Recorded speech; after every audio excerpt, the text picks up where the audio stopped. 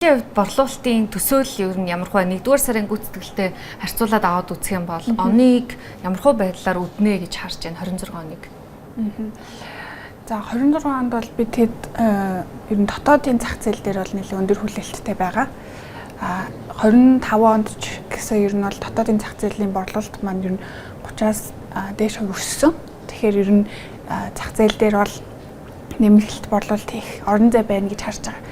Тэгэхээр 26 онд ч гэсэн бид хэд дотоодын зах зээл дээр нэлээ эерэг төлөвлөлт тавьж өгсөн байгаа. 1-р сарын гүйцэтгэлтэйгээ харьцуулахад ч тэр. Дотоодын зах зээл дээр бас одоо харьцангуй 30% өсөлт гэж байна шүү дээ. Тэгэхээр 30% өсөлт гэдэг нь хэрэглэгчдийн худалдаа авах чадвартай ер нь хэр холбогдож байна? Эсвэл ерөөсөө зах зээлийнхаа өөрийнхөө жамаар одоо ийм өсөлтийг үзүүлж байна уу? Үгүй бид хэд ер нь яг манай Бодис Монголиа илүү экспортын борлуулалт дээр тулгуурласан байсан. Тэгэхээр одоо манай 50%-аас дээш борлуулалт ер нь экспортын борлуулалт байдаг байсан. Тийм ч учраас дотооддоо ер нь маркетинг хийх үйл ажиллагаа байгаагүй. Тэгэхээр бид 24-25 онд дотоодын зах зээлээ тэлнэ гэсэн төлөвлөгөө тавьсан учраас ер нь үйл ажиллагаануудыг хийсэн салбар дэлгүүрүүд нэмсэн. Тэгээ үүнтэй холбоотой ер нь борлуулалт нэмэгдсэн байна. Яг хөө хэрэглэгчдийн худалдаа авалтын чиг хандлага яг яаж өөрчлөгдөж байна? Олон улсын зах зээл дээр бол нөгөө тогтвортой хөгжил, за бүр одоо нөгөө бүтээгдэхүүнийг анхан шатны үйлдвэрлэх нь хэр одоо тогтвортой буюу эко орчинд тэ органик юм нөхцөл түүхийд гаргаж авснаас эхлүүлээд ингээ эцсийн үе шат хүртэлх бүх асуудлыг нэлийн чухалчилж авч үздэг штэ. Тэгэхээр танай хувьд яг энэ одоо нийгмийн хариуцлага тогтвортой хөгжлийн хүрээнд ер нь ямар стратеги барьж байна? Ер нь бол тогтвортой байдал мөшгөлт яг экспортод гаргахад маш чухал ач холбогдол өгдөг.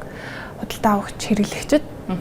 Монголын зах зээл дээр бол харьцангуй чухалчлах ач холбогдол нэрэ бага. Тэгэхээр яа тэгэхээр монголч өөрөө ноос ноолуурын бүтээгдэхүүн ихтэй, тэгээд өрсөлдөө ихтэй учраас хэрэглэгчид за яг аль үйлдвэр ямар тогтвортой байдал мөшгөлтийг хэрэгжүүлж байна вэ гэж харахаасаа илүүтэйгээр ер нь үнд илүү мэдрэг байдаг гэсэн үг. Яа тэгэхээр үнэхээр нийлүүлэлт нэх байгаа учраас гадны зах зээл рүү бол бид хэд түүхийн идэ яг өөртөө хошоо малчтаас авдаг.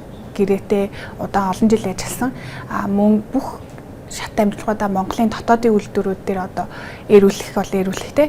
За сүлжээ бол өөртөө хийдэг. Тэгэхээр бүх дамжлага болгон дээр яг хяналттай чанарын тогтолцоотой явдаг учраас тэрийгэ эргээгээд экспортлж байгаа улсуудтай хэрэглэгчтэй ер нь танилцуулахад бол яг тэр талаасаа хүлээн зөвшөөрдөг. Түүхий татаа авалт дээр тодорхой одоо гинжин хэлхийг одоо хэдийнэ бүрдүүлсэн байгаа. Тэгэхээр энэ чиглэл бас ямар ахиц дэвшил байна. За ямар одоо засаж сайжруулах зүйлс байна гэж харж байна. Хөдөө аж ахуйн салбар бол уг нь бол Монгол улсын хувьд одоо ингээд эдийн засаг чухал оролцоотой мөртлөө за байгаль цагуурын одоо эрсдэс нөхцөл бол маш их мэдрэг эмзэг байгаа даа шүү дээ. Тэгэхээр та бүхний хувьд энэ нь яг одоо бүтээгдэхүүн үйлдвэрлэлээр ямар сорилт болж ирж байна? Ер нь түүхий татаа авалт бол жилээс жилд одоо илүү сайжирж байгаа. Яг тэгэхээр малчт маань ч гэсэн өөрсдөө нэгдээд хоршоотой болж байгаа тий. Өмнө нь ченжээр дамжуулж одоо авдаг байсан бол үйлдвэрүүд одоо дандаа хоршоодын гахалгууд даргуудтай шууд холбогдоод яг аль малчнаас ирсэн нь гэдэг одоо мөрхөх тогтолцоо нь илүү ойлгомжтой болж байгаа. Дээрээс нь төрөөсч төр хувийн хвшлүүдээс ч тэр стандартууд гаргаж байгаа. Тэгэхээр яг ямар стандарт мөрдөөд тэрийг хангаад тэгээд хоршоодуудтайгаа холбогдоод авчиж байгаа болохоор энэ тал дээр бол жил ирэх тусам сайжраад явж байгаа. Чанарын хувьд бол яалтчгүй байгалийн эрсдээс одоо 100 болох ч юм уу те. Тэгээ мал ихээрээ хорогдох үед бол түүхийн эдийн нөөц багасдаг. Тэгээ тасаа хэлж ин ер нь одоо ченжийн тогтолцоо бол харьцангуй байхгүй болж байна гэдэг. Энэ одоо нөхцөлөд бас үнд одоо яг яаж нөлөөлж байна? Жишээ нь одоо ченжээр дамждаг бүтээгдэхүүн түүхийд байхад дамждаггүйтэй харьцуулахад та бүхний нийт гаргаж байгаа үйлдвэрлэлийн бүтээгдэхүүний одоо өртөг зардалт нөлөөлж байгаа дээр хувь хэмжээнд хэр өндөр байна? Ер нь бол өндөр. Яг тэгэхээр одоо манай эцсийн бүтээгдэхүүний өртөг чингэж байгаа хамгийн гол зардал ч өөрөө түүхий идэ. Тэгэхээр түүхий идэ бид нэр яг малчтаас нь шууд дамжуулж авч байгаа нь эргээгээд нөө түүхий идэ бид хэд малчтынхаа орлогч нэмэгдүүлж байгаа. Гэхдээ манай дээр ч эргээд түүхий эдийн зардал маань арай буураад ирж байгаа учраас ер нь бол өртөгт бол нөлөөлөл нь их. Цаашдын одоо экспортын зах зээлийн боломжийг аваад үзэх юм бол аль улс руу за ямар одоо төрлийн бүтээгдэхүүнүүдийг илүү одоо чиглүүлэх юм хандлагатай байна. За бас одоо аль зах зээлийг шинээр сонирхож байна. За өмнө нь бол манайд нийт экспортын дийлэх хувийг бол Оросын зах зээл эзэлдэг байсан. Гэхдээ одоо энэ хориг дайнаас болоод дотоодын худалдаа авах чадвар нь буурсан. Тэгэхээр Оросын экспортын хэмжээ бол нэлээд багассан. Тийм ч учраас би тэгээд яг одоо гадны зах зээл дээр шинэ экспортлох улс хайж байгаа. Тэгээд хамгийн сонирхолтой зах зээлүүдийн нэг гэх юм бол ер нь Азиас Япон байгаад байгаа. Тэгэхээр ноолуур гэхээс илүү манайх ч бас сарлын хөвөг дийлэнх нь үйлдвэрлэдэг. Тэгэхээр яг сарлын хөвөг гэдэг бүтээгдэхүүн одоо энэ байгалийн ширхэгт нь өөрөө Японы зах зээлд бас айгүй шинээр тренд болж орж ирж байгаа. Тэгэхээр хэрэглэгчид айгүй сонирхож байгаа. Ер нь экспортын зах зээл дээр аваад үзэх юм бол хүндрэлүүд яг юу вэ? За өчигдөр өмнөх өдрүүдэд бас хэд хэдэн үйлдвэрлэгч нартай ярилцж байхад бидний одоо өрсөлдөх чадварыг бууруулж байгаа хамгийн гол хүчин зүйл бол логистикийн асуудал байна. Яг нь Монголын хэлээр гарсан ч гэсэн Монголын хэлээс цаашаа өртөг зардал бол тээврийн зардал өндөр хэвээр байна гэж та бүхний хувьд энэ сорилтуудыг одоо даван туулахад ямар бодлоготой ажиллаж байна? Яалтчгүй яг Монголоос экспорт хийх хамгийн том асуудал бол яг логистик. Үнээсээ ч гадна цаг хугацааны хувьд бол ер нь уддаг тий. Тэгэхээр ер нь түүнээс гадна бас ер нь хятад ч гэсэн айгүйх ноолоор сарлын өргөн бүтээгдэхүүн ч гэсэн үйлдвэрлэж байгаа шүү дээ. Тэгэхээр тэдний үйлдвэрийн үнийн бол давуу талтай байдаг Монголоос илүүтэйгээр.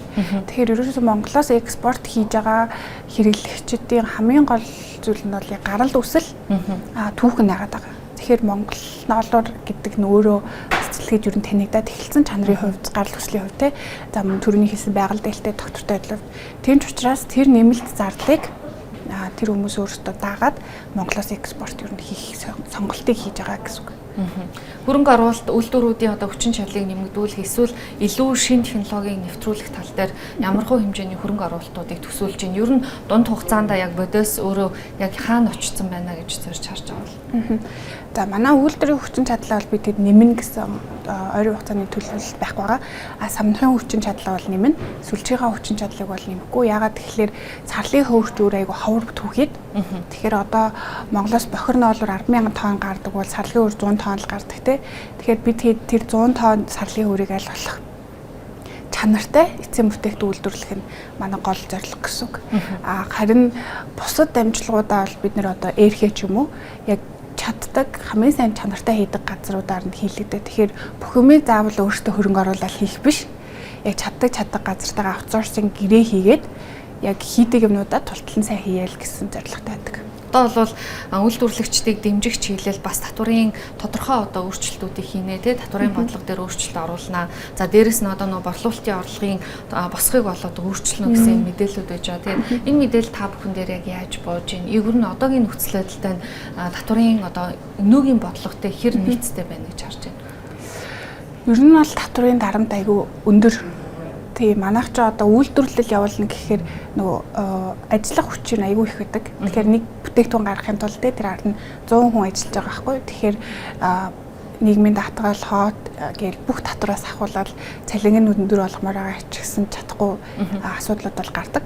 Тийм тэгээд энэ жил яг ноос ноолрын холбооноос тэр шинэ төслөө жижиг дунд үйлдвэрлэлийн орлогын арай нэмэгдүүлээ босгоно гэсэн санал орж ирсэн. Тэрийг бол манайхаас бас дэмжсэн байгаа.